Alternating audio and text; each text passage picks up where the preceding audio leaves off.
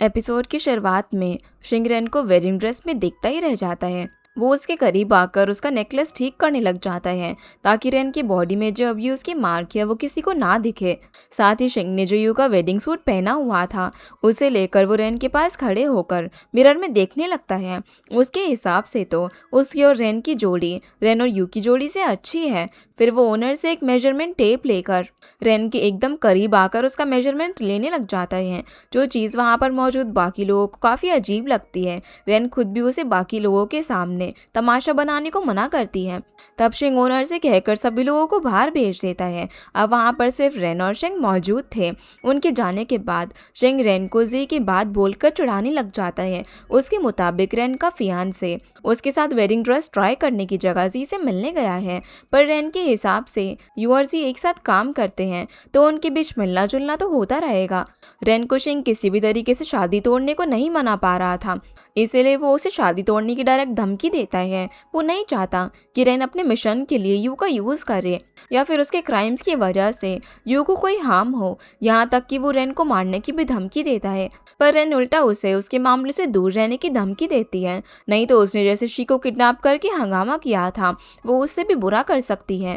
ये सुनकर शिंग गुस्से में वहाँ से चला जाता है। वहीं जी और यू ऑर्फनेज के बच्चों को अपने सपने पूरे करने के लिए मोटिवेट कर रहे थे। फिर वो दोनों बच्चों को पेपर प्लेन बनाना सिखाकर वहाँ पर अपना ड्रीम लिखने को बोलकर उन प्लेन को हवा में उड़ा देते हैं। ये सब करके बच्चे बहुत ही खुश थे और उन्हें खुश देखकर जी और यू को बहुत ही खुशी होती है। अब इवनिंग में अपने घर जाने से पहले जी यू से उसकी शादी की बात पूछती हैं। यहाँ हम दोनों के बीच एक अधूरे कनेक्शन को देख पाते हैं, जैसे कि उनके बीच पहले कोई रिश्ता रहा हो। इसीलिए तो जी यू की शादी की बात सुनकर जितना दुखी थी, यू भी अपनी शादी की बात उससे करके उतना ही दुखी हो रहा था। अगले दिन रेन और शेंग अपने अपने रूम के बालकनी में खड़े होकर एक दूसरे को देख रहे थे। तभी उनके घर में बोसे आता है। उसके आते ही चेंग और जिन बहुत ज़्यादा खुशी से उससे बात करने लग जाते हैं। असल में बोसे के फादर सैंग उनके घर नानचेंग आए थे और वो शिंग और घर के बाकी लोगों से मिलना चाहते थे, पर चेंग के हिसाब से वो लोग काम में बिजी हैं और यू कल अपने एविएशन स्कूल में बिजी है। इसलिए चेंग बोसे से शिंग को उसके साथ ले जाने को बोलती है। पर जब ये बात बोसे उससे कहता है तो उसके फेस पर हम टेंशन साफ देख पाते हैं। फिर भी वो बोसे के फादर सैंग से मिलने को तैयार था। अब बोसे जब बाहर शिंग के आने का वेट कर रहा था तब रेनो से बात करने के लिए आती है। इस दौरान उसे उससे पता चलता है कि आजकल जैंग हुओ फैमिली के एलीट क्लब का पार्ट नहीं है और वो हुओ फैमिली से आर्म्स डील भी नहीं करते। ये सुनकर रेन जैंग से मिलने के लिए बोसे के साथ जाना चाहती थी। रेन ने कुछ गिफ्ट्स भी रेडी कर रखे थे, लेकिन शिंग साफ साफ रेन को अपने साथ आने के लिए मना करके चला जाता है। अब जब शिंग ली फैमिली के घर पहुंचता है तो उसे अपने चाइल्डहुड के भयानक दिन याद आते हैं, जैसे कि इस घर में उसके साथ बहुत ही बुरा हुआ उसे पास्ट की बातें हॉन्ट कर रही थी। बोसे उसे एक ट्री दिखाता है जो कि उसके फादर जैंग ने शिंग की याद में लगाया था, पर शिंग उन बातों को इग्नोर कर देता है। यहाँ पर शिंग को जैंग अपना बेटा बोल रहा था और उसके सामने बाप होने का हक जता रहा था, पर शिंग के फेस पर उसे देखकर जरा भी खुशी नहीं आती और ना ही जैंग उससे अच्छा बिहेव कर रहा था। बोसे उनके बीच बात संभालने की और मामले को शांत रखने की कोशिश कर रहा था, पर बात बिगड़ती जा रही थी। जैंग चाहते थे कि अगर शिंग हुओ फैमिली की बेटी से शादी कर रहा है तो शादी में दहेज पर मिले आर्म्स उसे भी दिए जाए, पर शिंग के हिसाब से जैंग तो उसे अपना बेटा मानता ही नहीं है। उसे मोरंग फैमिली के बेटे की तरह एक आउटसाइडर की तरह ट्रीट करता है, तो उसकी शादी में मिली डाउरी पर उसका क्या हक है। ये सुनकर जैंग भड़क जाता है। वो शिंग के लिए एक स्पेशल लंच अपने सर्वेंट से कहकर लेकर आता है और वो खाना जैंग उसे खाने के लिए फोर्स करता है। उस खाने को देखकर शिंग को अपना ट्रॉमेटिक चाइल्डहुड याद आता है। चाइल्डहुड में जैंग इसी तरीके से उसे रॉ मीट खाने के लिए फोर्स करता था और आज भी वो वही कर रहा था। बोसे के रिक्वेस्ट करने पर भी जैंग नहीं रुकता। ऊपर से शिंग के दिमाग में जैंग का ऐसा डर बैठ गया था कि वो उस रॉ मीट को खाने ही वाला था। तभी वहां पर रेन आकर उसे ऐसा करने से रोक देती है और उसे समझाती है कि शिंग मोरंग फैमिली से है तो ली फैमिली का गेस्ट होने के हिसाब से उनकी बात मानने की उसे कोई भी जरूरत नहीं है। रेन जैंग पर भी शिंग को ऐसा ट्रीट करने पर गुस्सा करती है। तब बोसे उससे बताता है कि शिंग पहले जैंग का ही बेटा था, पर 12 साल बाद ली और मोरंग फैमिली को पता चला कि हॉस्पिटल में उनके बच्चे बदल चुके हैं, जिसके बाद शिंग को मोरोंग फैमिली में और बोजे को ली फैमिली में वापस लौटा दिया गया। पर इसके बाद दोनों फैमिली के बीच एक फ्रेंडशिप हो गई। मोरोंग फैमिली के लिए बोजे उनके बेटे जैसा बन गया, उसी तरीके से ली फैमिली के लिए भी शिंग उनका बेटा है। इसीलिए जैंग शिंग पर अपने फादर होने का हक जता रहा था। और जैंग के हिसाब से तो शिंग को डिसिप्लिन सिखाने का उनका एक तरीका है। ये सुनकर रेन उसे ड्रिंक सर्व करती है शिंग को 12 साल तक बड़ा करने के लिए, पर जैंग उसकी बातों से खुश नहीं था। वो शिंग को अपने साथ स्टडी में चलने के लिए बोलता है तो शिंग उसके पीछे वहां चला जाता है। उनके जाने के बाद बोजे रेन से माफी मांगता है। उसे लगा कि वो अगर जैंग का ब्लड रिलेशन वाला बेटा है तो शिंग भी तो 12 साल तक उसका बेटा ही बनकर रहा था। उनके बीच सभी नफरत ठीक हो गई होगी। पास्ट की बातों को जैंग और शिंग भूल गए होंगे, पर आज भी दोनों एक दूसरे को पसंद नहीं करते। शिंग के बारे में ये बातें जानकर रेन को बहुत ही बुरा लगता है। वहीं जैंग ने शिंग को अपनी वाइफ यानी कि बोजे की रियल मदर येनशियो की फोटो के सामने प्रे करने के लिए बुलाया था। 12 साल तक येनशियो ने शिंग को अपना बेटा समझकर बड़ा किया था, पर शिंग जैंग की तरह नहीं दिखता था। इसीलिए जैंग को येनशियो पर शक था कि कहीं उसका कोई अफेयर तो नहीं है जिससे शिंग पैदा हुआ हो। इस बात पर जैंग हर दिन उसे फिजिकली और मेंटली अब्यूज करता था। शिन्यू उस पर फाइनेंशियली डिपेंडेंट थी। उसे डर था कि अगर जैंग ने उसे छोड़ दिया तो वो शिंग को लेकर कहाँ जाएगी। इस गुस्से और टेंशन में वो शिंग को मारती पीटती थी और एक दिन इन्हीं मेंटल प्रेशर की वजह से शिन्यू ने अपनी जिंदगी खत्म कर दी। जैंग अपनी वाइफ की मौत का जिम्मेदार शिंग को आज तक मानता आया था। वो आज भी उन्हीं बातों को लेकर शिंग को ताना मारने लग जाता है, यहाँ तक कि रेन को लेकर बुरी बातें करता है। तब गुस्से में शिंग जैंग पर हाथ उठाने ही वाला था, पर उल्टा जैंग उसे मारने पीटने लगता है। तब तक वहां पर रेन और बोजे आ चुके थे। शिंग पर हाथ उठाने को लेकर रेन तो वहां पर मीडिया बुलाने वाली थी, पर बोजे बात को संभाल लेता है। तब रेन शिंग को वहां से लेकर जाती है। शिंग जाने से पहले अपनी मॉम की फोटो अपने साथ ले जाता है। उसके जाने के बाद जैंग अपने एम्प्लॉय से शिंग के हाथ पर लगे इंजरी को लेकर छानबीन करने को बोलता है, जैसे कि जैंग के दिल में कहीं ना कहीं शिंग के लिए कोई फिक्र हो। जिसके बाद शिंग अपनी मॉम येन्यू की फोटो लेकर उन्हें याद करके इमोशनल हो रहा था। वो उनकी फोटो को जलाकर उन्हें फ्री करना चाहता था, पर तभी वहां पर रेन को आता हुआ देखकर वो रुक जाता है। रेन उससे उसकी मॉम के बारे में पूछती है। तब शिंग उसे बताता है कि उसकी माँ येन्यू पहले तो उससे बहुत प्यार करती थी, पर जब उसका फेस ली फैमिली के साथ मैच नहीं हो रहा था और उसकी वजह से जैंग उसको चीटर मान रहा था, तब से उसकी माँ उससे नफरत करने लगी थी, उसे टॉर्चर भी करती थी। पर ये सब वो अपने डिप्रेशन के दौरान कर रही थी और उसकी माँ की मौत के बाद तो जैंग उसे और टॉर्चर करने लगा। एक बार शिंग को अपने गार्डन में एक डॉग मिला था। वो अकेला था तो उस डॉग को रखना चाहता था, पर जैंग उसे वो डॉग छीनने के साथ साथ उसे एक रूम में 3 दिन तक बिना खाए पिए बंद करके रखता है। वो 3 दिन शिंग ने विंडो से बारिश का पानी पीकर और प्लांट के पत्ते खाकर जिंदा बिताए थे। 3 दिन बाद जैंग उसे खाना देता है, पर वो रॉ मीट था, जिसे जैंग की डर की वजह से शिंग को खाना पड़ता है। वो डर आज तक शिंग के दिल में था, इसीलिए आज भी जैंग से डर कर वो वही रॉ मीट खाने वाला था। ये सब सुनकर भी रेन को उस पर तरस नहीं आता, बल्कि वो उसे समझाने लग जाती है, क्योंकि उसने भी अपने चाइल्डहुड में टॉर्चर झेला था। ये सुनकर शिंग उसके मिशन में उसका साथ देने की बात कहता है, पर रेन अब भी उसे अपने मामलों से दूर रखना चाहती थी। तब शिंग उसे उसके भाई से शादी तोड़ने को बोलता है, नहीं तो वो उसकी रियल आइडेंटिटी सभी को बता देगा। जो सुनकर रेन वहां से चली जाती है।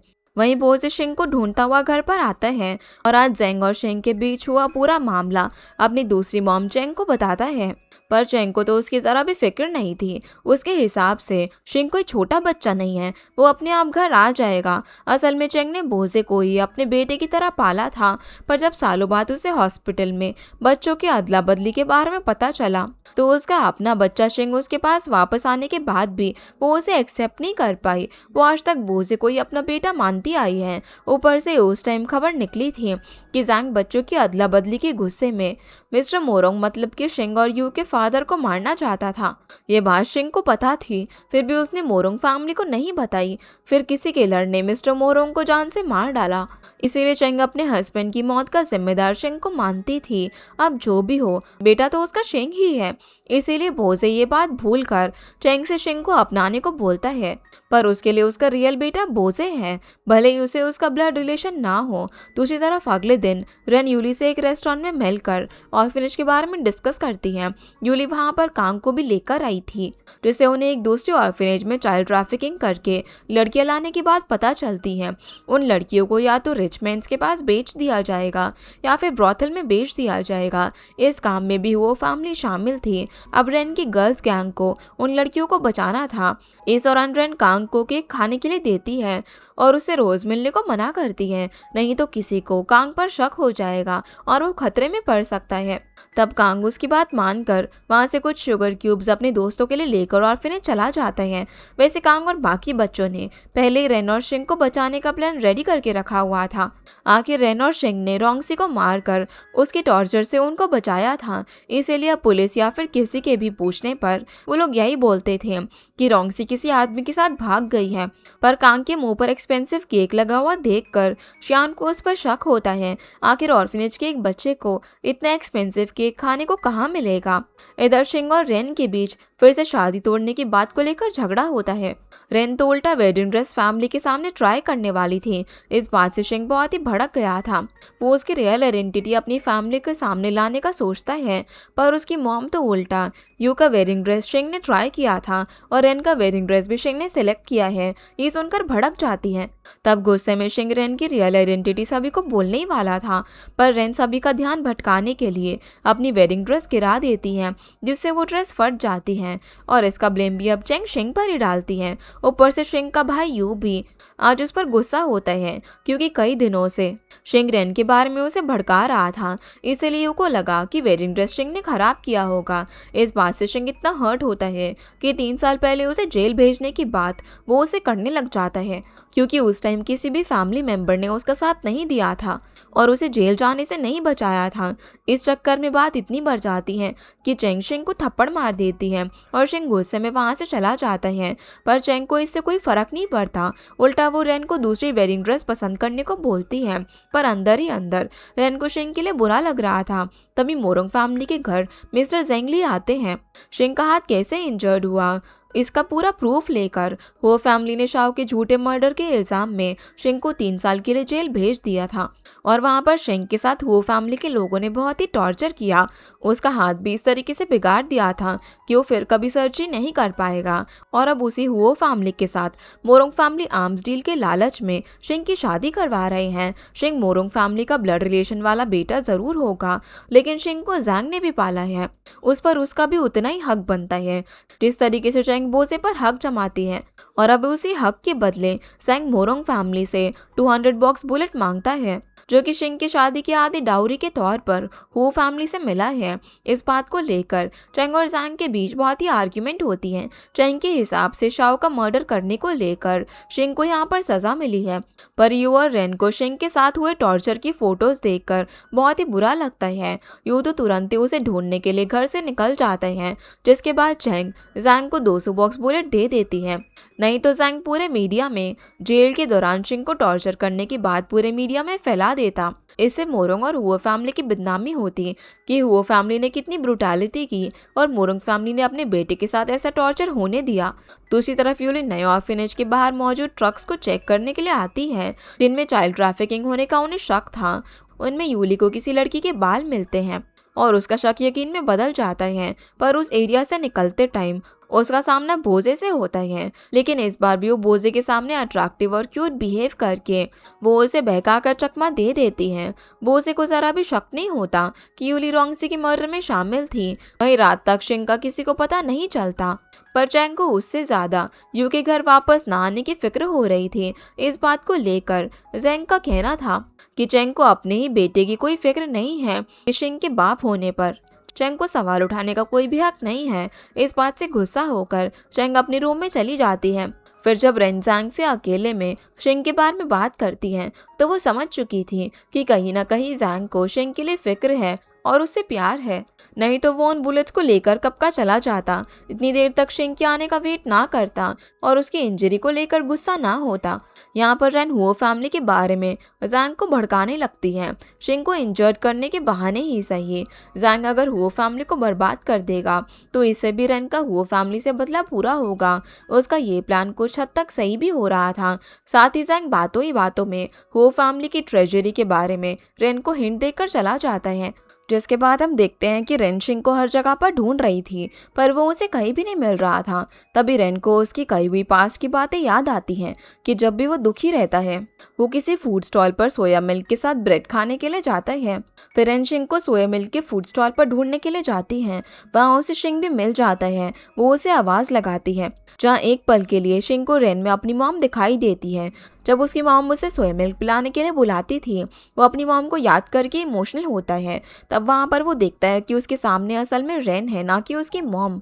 रेन यहाँ पर उसे जैंग के घर आने और शिंग को वो फैमिली ने जेल में किस तरीके से टॉर्चर किया था उस बात को लेकर जो जैंग गुस्सा था, ये बात शिंग को बताती है। पर शिंग को इस बात से कोई फर्क नहीं पड़ता, क्योंकि जब उसे ज़रूरत थी तब उसकी फैमिली उसके साथ खड़ी नहीं थी। तब रेन उससे माफ़ी मांगती है, क्योंकि शाओ का मर्डर उसने किया था। अगर तब वो पुलिस को सरेंडर कर देती तो उसे जेल नहीं जाना पड़ता, पर तब उसके पास कोई ऑप्शन नहीं था।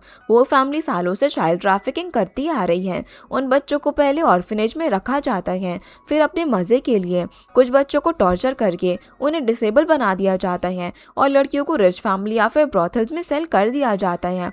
अब तक वो होता आ रहा है। लड़कियों को बेच कर भी हो फैमिली ने बहुत ही पैसा कमाया है। रेन फिर ऑर्फनेज के कुछ मिसिंग लड़कियों का लिस्ट शिंग को देती है। अगर शिंग वो फैमिली से बदला लेना चाहता है तो रेन उसे अपने प्लान में शामिल होने का मौका देती है, लेकिन शिंग के हिसाब से रेन को उस पर तरस खाकर उसे प्लान में शामिल करने की जरूरत नहीं है।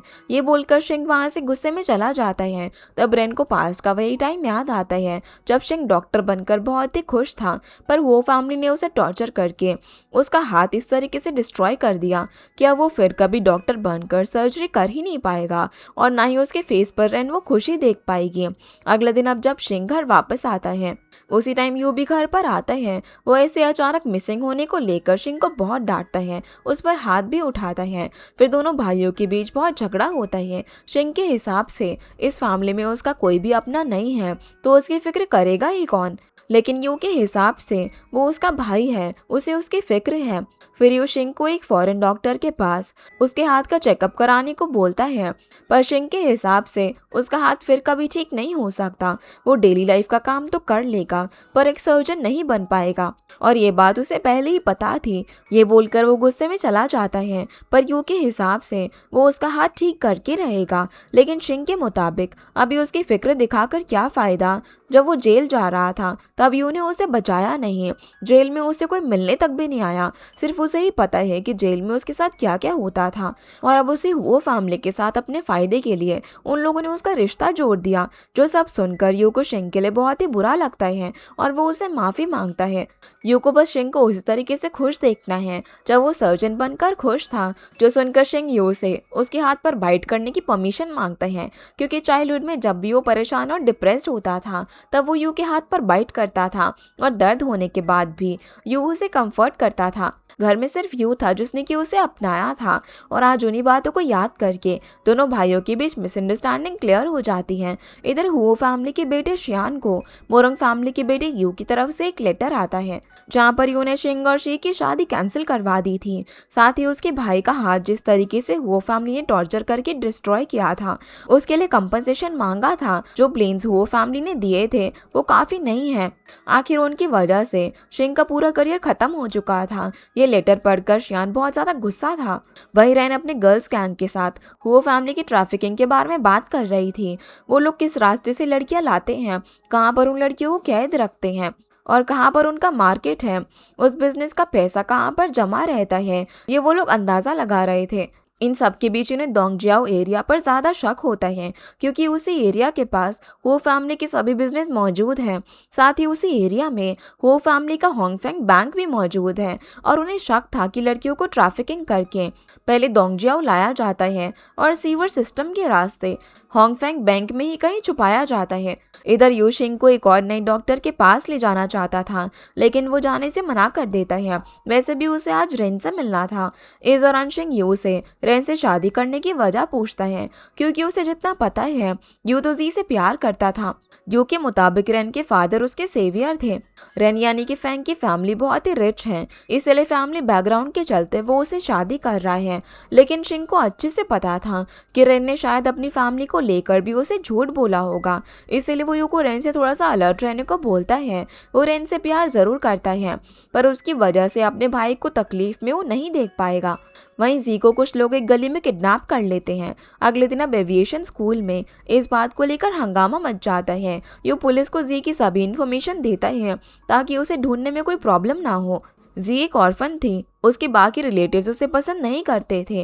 वो बिना बताए कहीं पर जाने वाली लड़की भी नहीं थी, इसीलिए उसका किडनैप हुआ है, ये बात तो कंफर्म थी। फिर यू और शिंग बोजे के साथ जी जिस रास्ते से जा रही थी वहां पर क्लू ढूंढने लग जाते हैं। बोजे की शार्प नजरों से छोटी छोटी चीजें भी छुपी नहीं रहती थी और कुछ ही देर में उन्हें बोजे से पता चलता है कि जी के किडनैपिंग में हुओ फैमिली का हाथ है, क्योंकि वहां पर हुओ फैमिली के होंगफेंग बैंक का एक लोगो गिरा हुआ था। अब ये तीनों भाई हुओ फैमिली को माफ नहीं करने वाले थे। अगले दिन रेन हुओ फैंग बैंक जाती है। वहां पर ट्रैफिकिंग को लेकर क्लू ढूंढने के लिए वो रिच थी, पैसे और ज्वेलरी लेकर वहां पर गई थी। साथ ही मोरोंग फैमिली की होने वाली बहू भी थी, इसलिए बैंक एम्प्लॉयज उसको बहुत ही अच्छे से वेलकम करते हैं। रेन का टारगेट था बेसमेंट के लॉकर रूम तक पहुंचने का। वो अपने साथ इतनी कीमती चीजें लेकर गई थी कि वो बेसमेंट के सबसे सिक्योर लॉकर रूम का डिमांड भी करती है, जिसके बाद बैंक एम्प्लॉय उसे बेसमेंट के उस लॉकर रूम तक लेकर जाते हैं और वहाँ की सिक्योरिटी समझाने लग जाते हैं। लेकिन वहाँ पर रेन का बस एक ही टारगेट था, उस बेसमेंट के लॉकर रूम से सीवेज टनल ढूंढने का। वो मौका देखकर एक होल में एक मार्बल रख देती है और दूसरी तरफ सीवर टनल में मौजूद कांग को वो मार्बल एक होल में मिल जाता है। मतलब कि बेसमेंट की दूसरी तरफ वही टनल था जहाँ से लड़कियों की ट्रैफिकिंग करके होंगफेंग बैंक तक उन्हें छुपाने के लिए लेकर आया जाता था। इसी के साथ हमारा ये एपिसोड यहीं पर ख़त्म होता है। तो गाइस ये थी आज की वीडियो एंड होप आप लोगों को ये वीडियो पसंद आई होगी। तो इस वीडियो को लाइक कर चैनल को सब्सक्राइब ज़रूर कीजिएगा।